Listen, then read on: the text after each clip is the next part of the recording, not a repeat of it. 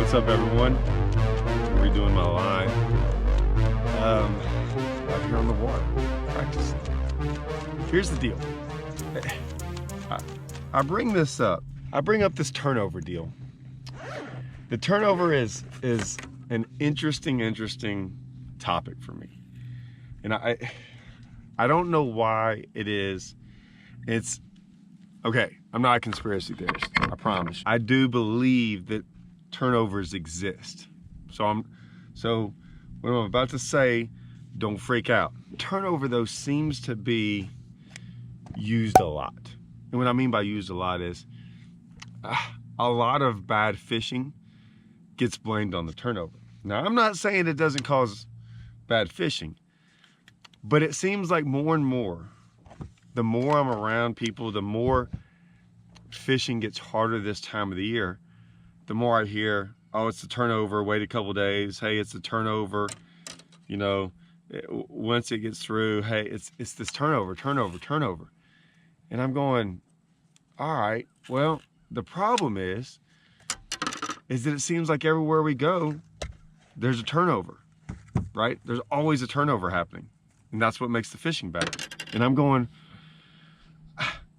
like, maybe, right? I don't know, because the turnover can't happen for, like, if we go fish like 5 different lakes and every time we go to the lake and it's tough and everyone's like, oh, the turnover's happening. And I'm like, so is this just some weird coincidence that every lake we go to, the turnover's going on? Right? I have a hard time believing that it's the turnover. I think it's an easy excuse to say why the fish aren't biting. The turnover had to have happened already on this lake. I'm on Raven right now.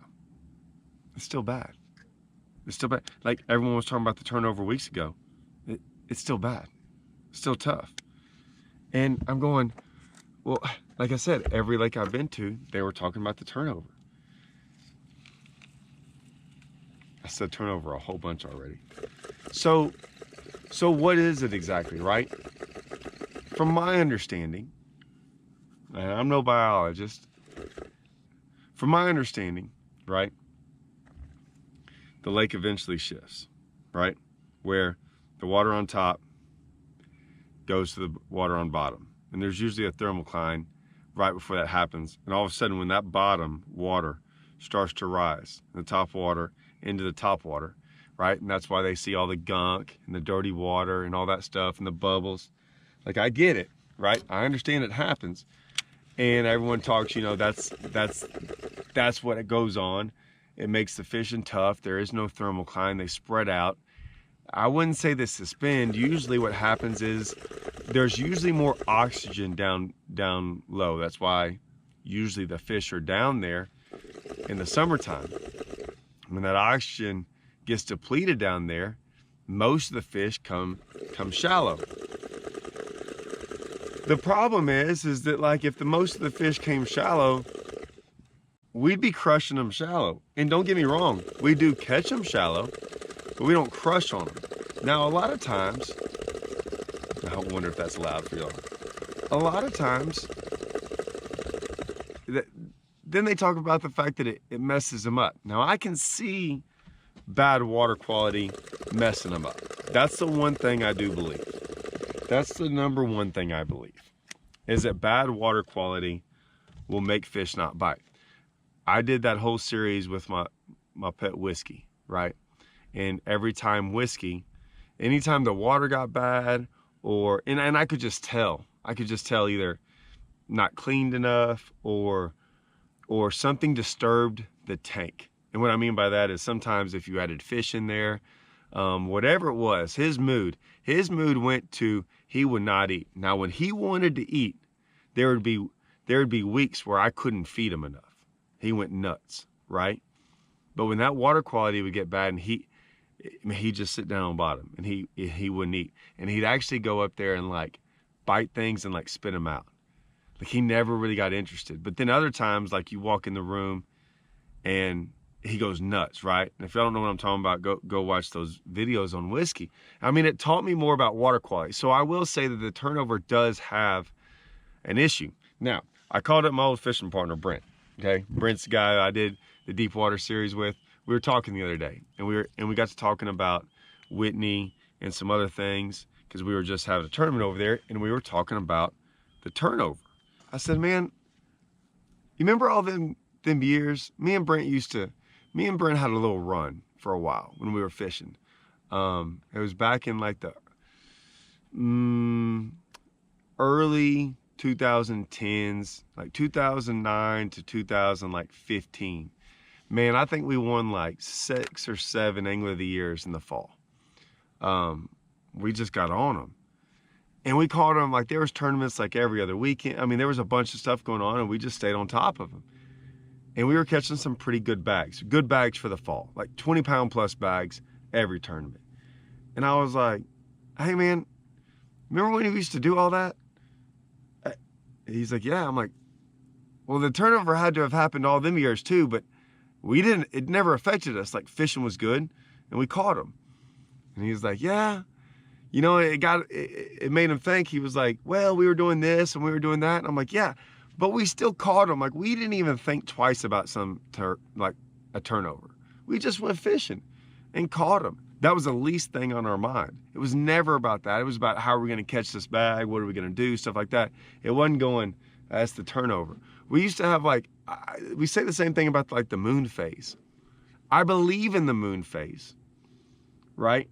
But when you're catching them, like the moon's like, oh, it's a full moon, so the morning's not going to be good, right? That's usually what they say. And I'm like, hey, Brent, remember when we used to just catch them? Like there'd be times that were better, but we'd still catch them in the morning time. And he's like, yeah. So I sometimes think, what I'm getting at is this. I sometimes think the moon, the turnover, wind here, clouds, whatever it might be, seems to be more of a crutch, an excuse as to why we're not catching them. And one just busted. And we use that. And I don't know if that's a good thing or a bad thing. I mean, to me, when you have that excuse, it's a lot easier to say, well, I'm not catching them, so, you know, I'll just grind it out, rather than going, hey, maybe I need to stop what I'm doing and change, or do something different, or the area, or whatever it might be. It just might not have anything to do with the turnover, the moon phase, any of that stuff. I don't know. It's just something to think about, right? I mean, what do y'all think? Like, I'm sure someone's going to get on here and tell me that, because it always happens. And I have no problem with this. This is the one time I, like, get on here. Tell me exactly what the turnover is. But is there any scientific facts, basis, anything that says it really hurts fishing? Does it happen every year? Does it have to happen? Does the whole lake turn over? Do certain sections of the lake turn over? Because we kind of think that certain sections of the lake turn over. Does the whole lake turn over? I heard another one bust. Where'd it go? That might have been that bird. I don't know. Let me know. Let me know what y'all think. I'd love to hear about it. All right, I got to get re-rigged. Because I swear, every day I come out here, it's glass. Every day. There's not even a boat in sight. They all should be practicing for this event. No one's out here. All right. My Sunline bag. Get it rocking and rolling again. I love this thing, by the way. If y'all don't have this, look, on my line. So if anything ever happens, I've done a video on this, but man, I basically have my entire, this isn't on my line. It's just, I basically need nothing else. 25, 22, 20, 18, 16, 12, 10, 8, I have all that in here, and 30, 60, and 12, and 50. Oh, there's 50. It's all in here. Braid too. The whole thing comes in this. If y'all don't know what that is, y'all need to get one. Sunline. Thing's awesome. All right. See y'all.